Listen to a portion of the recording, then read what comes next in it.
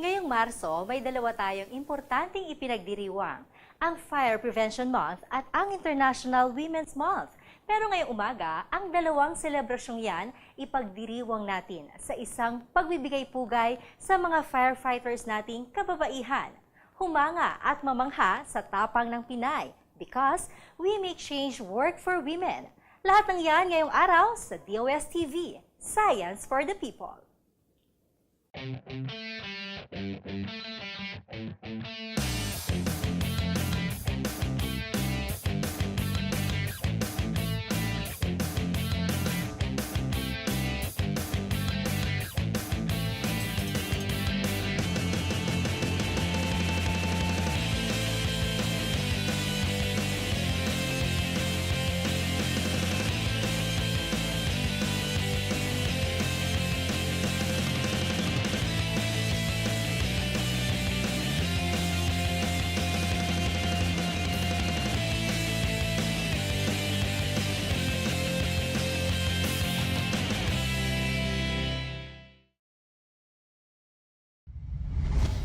Ngayong papasok na naman ang tag-init. Isa sa sumasabay na umiinit ay ang ating mga appliances. Dahil bakasyon ang mga chikiting, ang TV sa ating bahay-bahay, pati na rin ang electric fan at aircon maghapon magdamag na bukas. At ang mga ito ang kadalasang nagiging sanhi ng sunog. Kaya naman, kasabay ng pagdiriwang natin ng Fire Prevention Month ngayong Marso, makipagtalakayan tayo sa Bureau of Fire Protection o BFP para sa ilan nilang mga paalala ukol sa ating kaligtasan.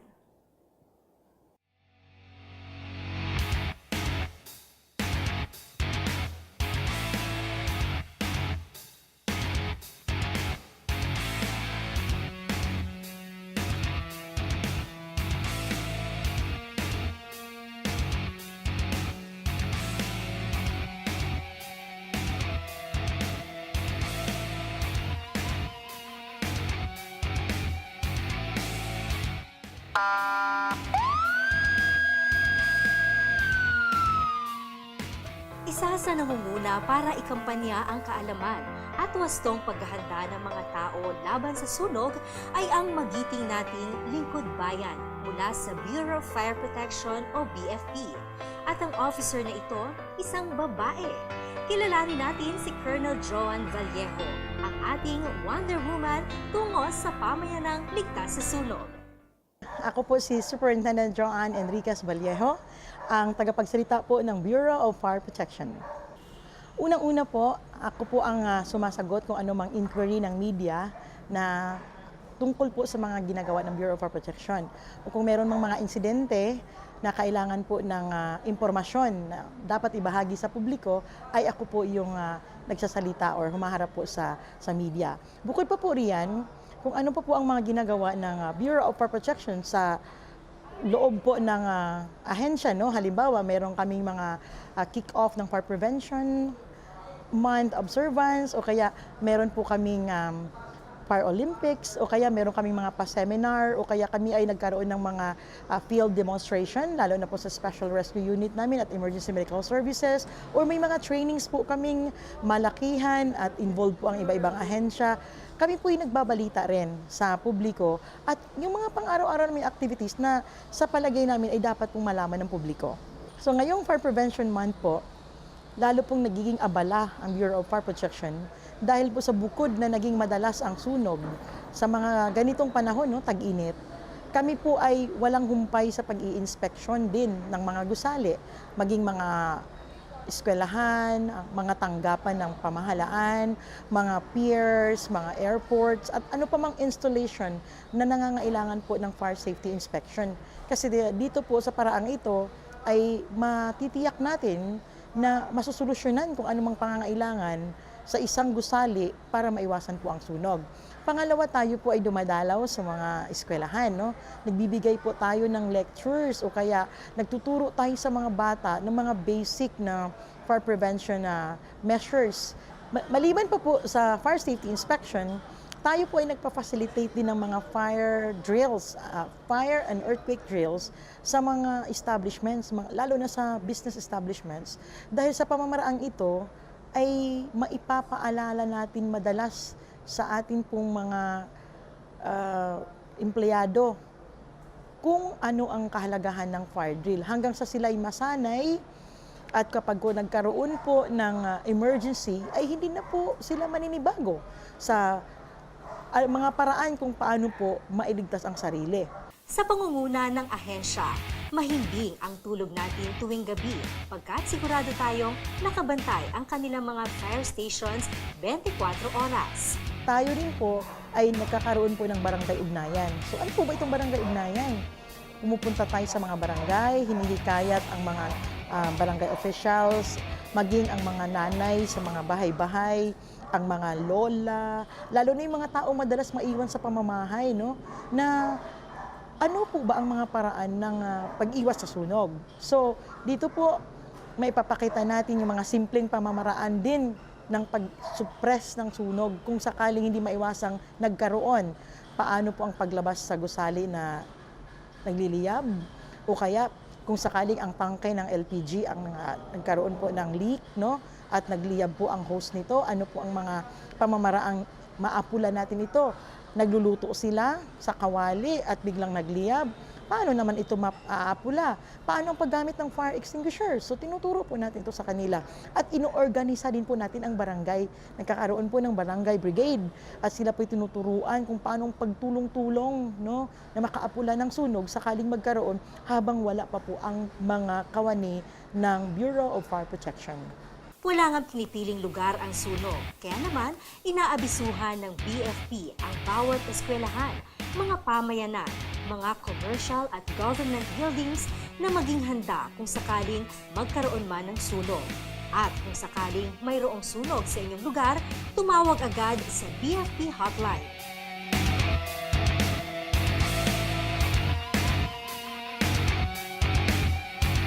Pero higit pa sa pagiging isang colonel, si Ma'am Joanne, isa ring ina at asawa. Kaya naman, ngayong Marso, hindi lamang siya bida bilang kawani ng BFP. Bida rin siya bilang isang babaeng matatag at walang inuurungan. Kaya kasabay rin ang pagdiriwang natin ng International Women's Month. Atin pang mas kilalanin si Ma'am Joanne sa likod ng kanyang uniforme at tsapa.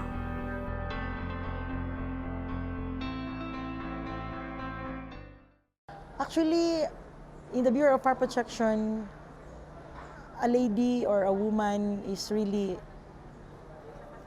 a need or is important. Why? Because a woman has a motherly instinct.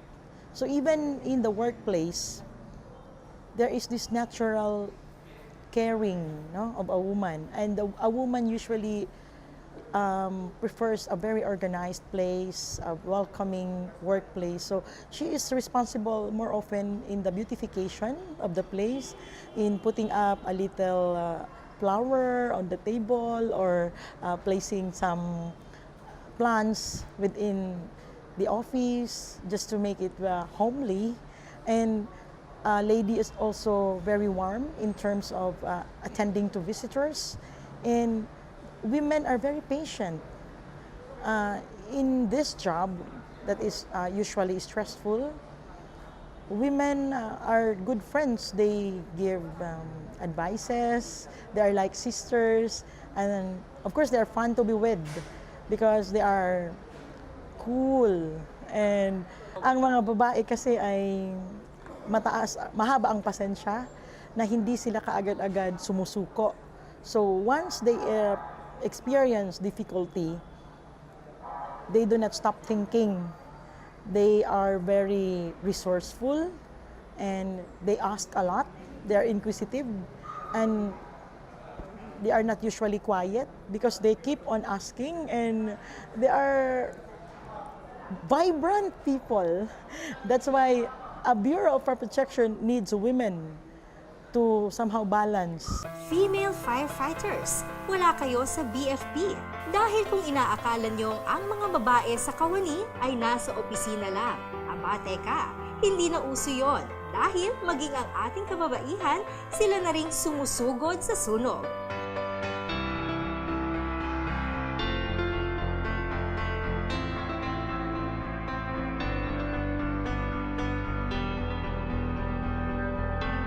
Actually, I used to be a police officer. But when I joined the Philippine National Police Academy, I shifted to the Bureau of Fire Protection because I have learned to admire safety. In the Bureau of Fire Protection, our priority is to enforce the safety measures in every structure, in every building, and we teach people. So I was more comfortable with teaching people how to be safe. Wala nga raw sinisino ang BFP dahil maging lalaki ka man o babae, basta't ang puso mo ay para sa pagtulong sa kapwa at pagligtas sa buhay ng iba, pasok ka bilang firefighter. Pero ang ekstra nga raw na naibibigay ng kababaihan, ekstrang pasensya at pag-aalaga sa mga tinutulungan. Talaga nga namang walang pinipiling kasarian pagdating sa anumang trabaho dahil hindi nasusukat ang tapak at pagiging responsable sa anumang kasarian. Kaya naman, saludo tayong lahat sa mga kababaihan.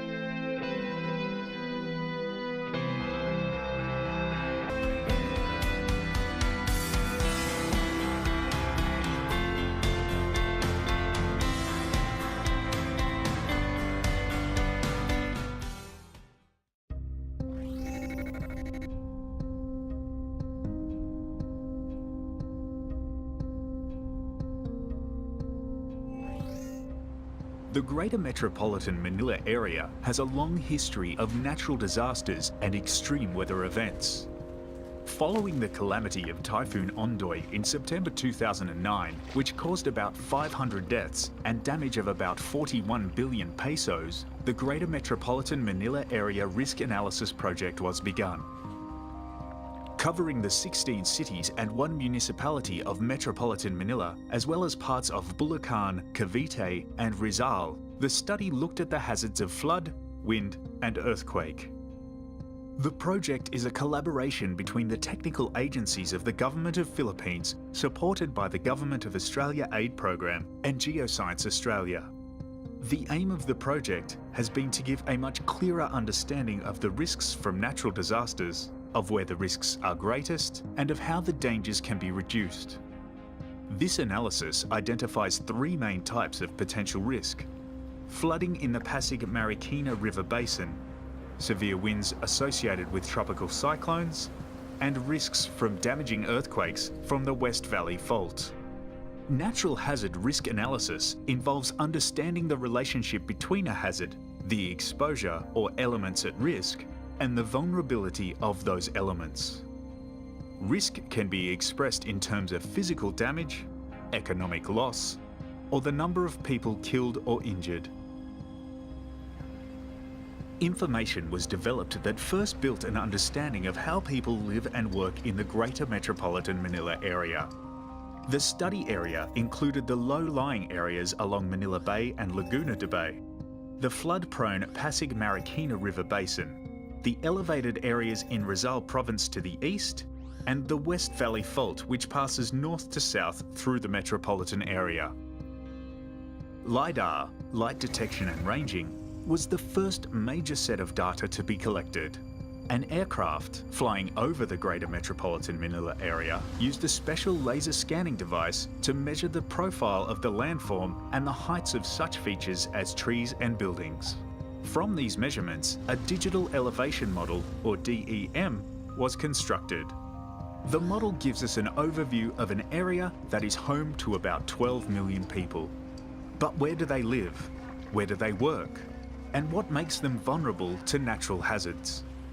Using the best available data from many sources, a picture of the built environment is developed. Of building density, of population density, of the current land use, of building heights, and of the complex mixture of the age and type of buildings that are present across the metropolitan area. All of the information about the characteristics of exposure that are needed for risk analysis have been gathered and organised into a spatially enabled exposure database. To estimate the vulnerability of buildings exposed to natural hazards, engineering models for different building types were developed. Not all buildings will experience the same level of damage when they are exposed to the same level of hazard. For example, engineered reinforced concrete buildings will, on average, suffer less damage than unreinforced masonry buildings when subjected to the same level of ground shaking. Hence, vulnerability models were developed for different building types to characterise the average economic loss for each building type. Economic damage is complex. Low-cost buildings may be destroyed and be inexpensively replaced, but high-cost, well-constructed buildings may suffer minor damage that is relatively expensive to repair. All of this is reflected in datasets estimating the costs of damage.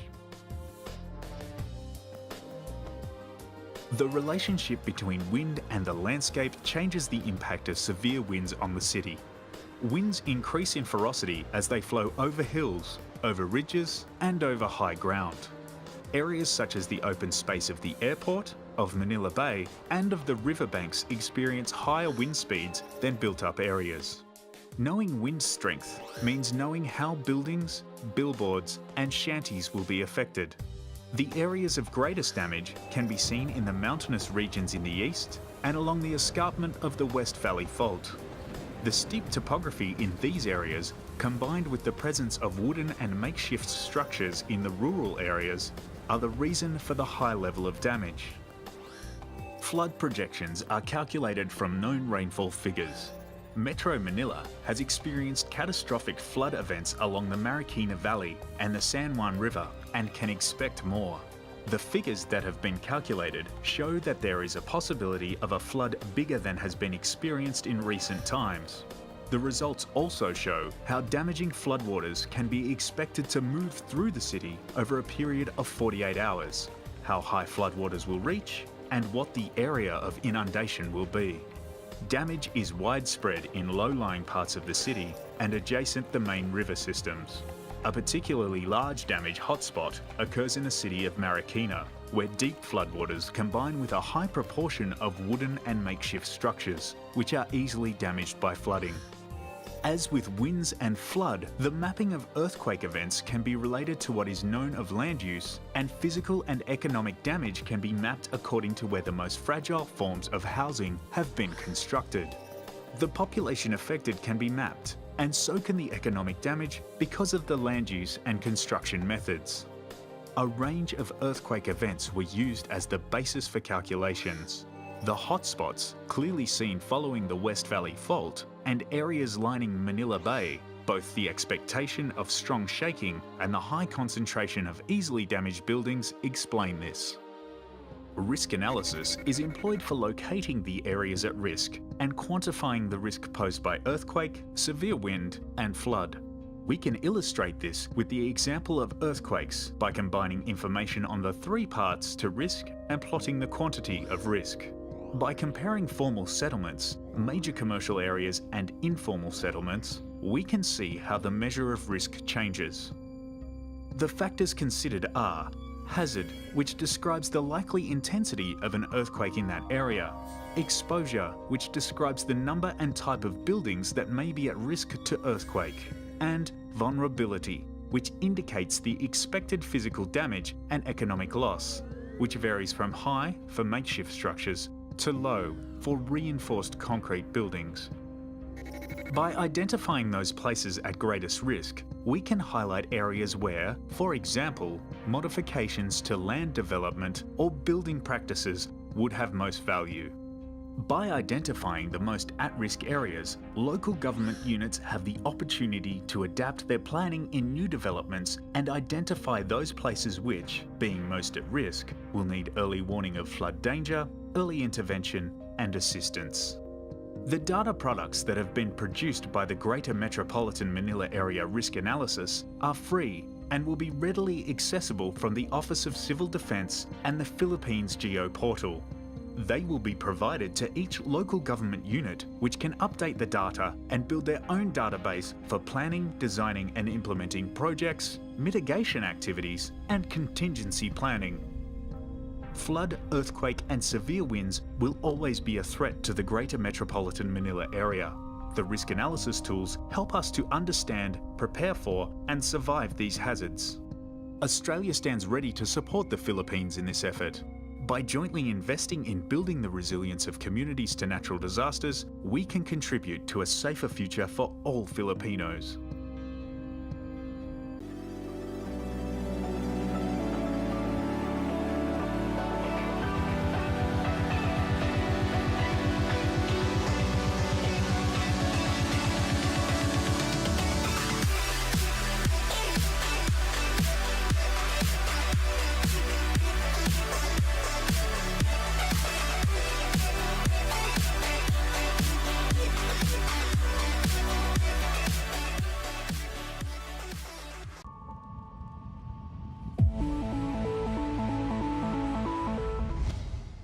Good morning sa iyo, Jel, at good morning po sa lahat ng taga-subaybay ng DOSTv.